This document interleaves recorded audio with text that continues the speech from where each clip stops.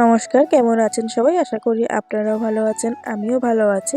আর আজকে হচ্ছে মঙ্গলবারের সকাল, একদম সকাল সকালে উঠে আমাদের বাড়ির পাশে যে মাঠটা ছিল, আগের ভিডিওতে বললাম না এটা নিয়ে একটা ভিডিও বানাবো, তো সেটাই আজকে আপনাদের সাথে শেয়ার করবো। আর ওইদিকে দেখো ঠিক একদম রোদ্দুরে বসে বসে রোদ্দুর পোয়াচ্ছে, সেখানে মানুষেরও এত ঠান্ডায় রোদ্দুর পোয়াচ্ছে, তো সেখানে তো গৃহপালিত পশু থাকবেই। যাই হোক, ও ওদিকে বসে বসে রোদ্দুর পোয়াচ্ছে আর আমরা আমাদের গন্তব্যস্থলে চলে যাই। এদিকে আমার বোনও আমার সাথে যাচ্ছে, ও একটু হাই করে দিল। আর ওই দেখো ওদিকে যে ধানগুলো দেখিয়েছিলাম সেগুলো পেকে গেছে, আর সেগুলো কেটে ওরা এক জায়গায় জড়ো করছে বাড়ি নিয়ে যাবে বলে। তো চলো মাঠে যাওয়া যাক। আর মাঠে যেতে যেতেই দেখলাম সামনে এই ফুলগুলো নিয়ে ছোটোবেলায় কতই না রান্নাবাটি খেলেছি, কত কেক বানিয়েছি। আর এখন মনে পড়ে এই ফুলগুলো দেখলে। আর এইগুলো দেখে শুনেছি অনেক ওষুধও তৈরি হয়, আমি সেটা জানি না, তোমরা জানলে সেটা কমেন্টে জানিও।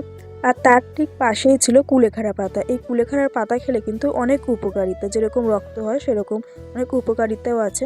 আর তার ঠিক পাশে ছিল আমার কাকা এই জমিটা চাষ করেছে, এদিকে শিম চাষ করেছে, দেখো কত সুন্দর শিমও হয়েছে, তো সেটাই দেখাচ্ছিলাম। আর তার পাশে যে দেখছো নদীর মতো যে নালাগুলো করা আছে সেগুলো কিন্তু মাছ চাষ করার জন্য, উপরে শিম চাষ হয় আর নিচে কিন্তু মাছ চাষ। আর ওই যে ওদিকটা দেখছো ওদিকটা হচ্ছে আমাদের বাড়ি, ঠিক বাড়ির পাশেই হচ্ছে এটা আমাদের মাঠ। তো চলো সেই মাঠে এসেছি। এবার সেই মাঠে দেখো কত ধান ছিল, সেই ধানগুলো কাটা হয়ে গেছে আর একটা কাকু এখনও ধান কাটছে। আর মাঠে এলে না শাকের কোনো অভাব হয় না, অনেক শাক থাকে। এগুলো হচ্ছে শুচনি শাক, আমরা এখানে শুচনি শাকই বলি, তোমরা কী কী শাক বলো সেটা কমেন্টে জানিও। আর এই শাকগুলো তোলাও খুব সহজ, আমি একটুকুন দেখাবো কীরমভাবে শাকগুলো তোলে। কেটে কেটে তুলতে হয় না, হাত দিয়ে এরকম টানলে উঠে চলে আসে। এ দেখো আমি এখন তুলছি, হেবি সহজ তোলা। আর এই শাক কিন্তু সহজে পাওয়াও যায় না, এই শাকটা খাওয়াও কিন্তু খুব উপকারিতা।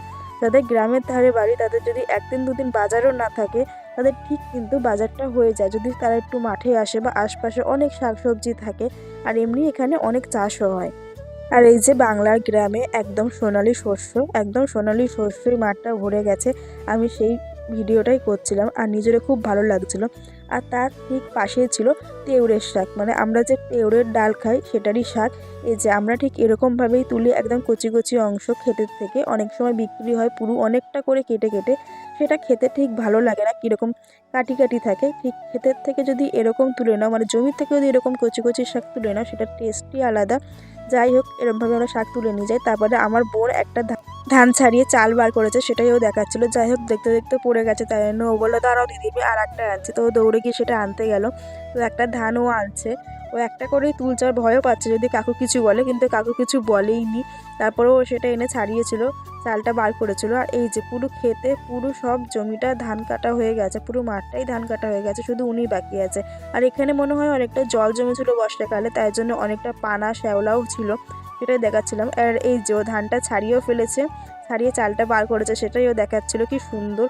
আর ও অনেক কথা বলছিল, এখানে ঘুড়ি ওড়াতো আগে দাদাদের সাথে। হ্যাঁ, আমিও আগে ছোটোবেলায় এখানে অনেক ঘুড়ি উড়িয়েছি, অনেক সময় কাকিদের মাদের সাথে আসতাম, এসে রোদ্দুরও পোয়াতাম। এখন আর সেই সময়টাও হয় না।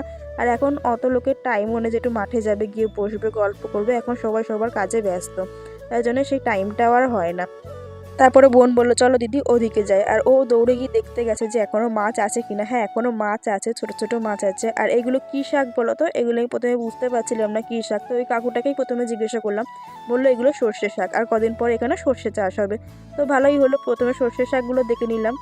আর আর সর্ষে শাকের কী কী রেসিপি হয় সেটা তোমরা কমেন্ট করে জানিও, আমি ঠিক জানি না, তাই জন্যই বললাম। আর এটা হচ্ছে বাড়ির ফেরার পথে। আর বাড়ির ফেরার পথে আমি আরেকবার দেখলাম যে কত শিম গাছে ফুল হয়েছে, একদম ছোট্ট ছোট্ট শিমও ধরেছে, মানে সবে হয়তো শিমগুলো হচ্ছে, সেটাই আমি দেখলাম। আর বাড়ি যাওয়ার পথে দেখলাম উনি এখনও বসে বসে রোদ্দুর পোয়াচ্ছে। যাই হোক, ওনাকে টাটা করে আমরা আবার চলে গেলাম। আর ঠিক বাড়ির পাশেই আমাদের বাড়ির সামনে কী কী চাষ হয়েছে সেগুলো দেখালাম। এদিকে হয়েছে পালং শাক চাষ, কত সুন্দর পালং শাকগুলো কচি কচি একদম ছোট্ট ছোট্ট। তো আমি দেখাচ্ছিলাম বলে বোন বলে কি দাঁড়াও দিদি আমি একটু দেখাবো। তো যাই হোক, সেগুলো দেখালো, কত সুন্দর পালং শাক। আর এগুলো কিন্তু কোনো তেল দেওয়া হয়নি, একদম কীটনাশক কীটনাশক ছাড়া কিন্তু বাড়িতে চাষ করা হয়েছে। আর এদিকে হয়েছে বেতো শাক। আর এই শাকগুলো কিন্তু এমনিই হয়, কোনো চাষ করতে হয় না। এগুলো বেতো শাক অনেকে কিন্তু খায় না, আবার অনেকে খায়। আর এই যে বেতো শাক, এই ফুলগুলো হয়ে গেলে কিন্তু খায় না, একদম ছোট ছোট কচি অবস্থাতে খায়। আর সেই ফুলগুলোই দেখাচ্ছিলাম, আমার কিন্তু খেতে খুবই ভালো লাগে। অনেকে বেগুন দিয়েও করে, অনেকে শুধুও করে, তোমরা চাইলে আমি সেই রেসিপিটাও দেখাতে পারি।